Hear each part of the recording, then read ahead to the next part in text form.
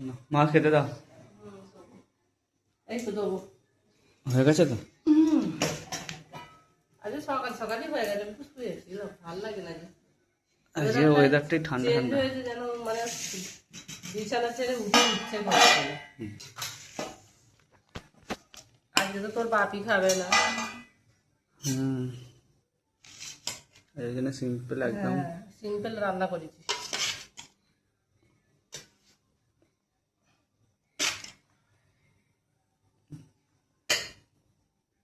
Simple রান্না করেছি, সিম্পলই ভালো।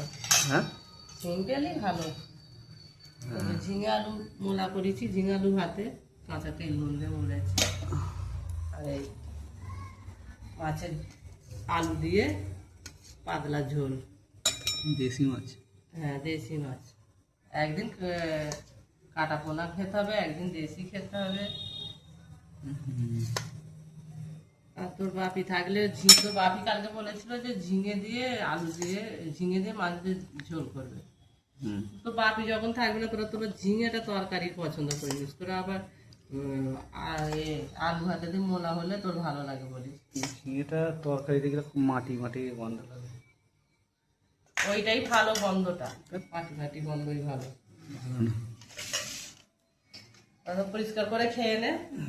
আজকে মাছের ঝালও কিছু দিইনি, শুধু একটু পেঁয়াজ দিয়ে আর আদা রসুন দিয়ে, পেঁয়াজ দিয়ে আর লঙ্কা হলুদ দিয়ে করে নিই।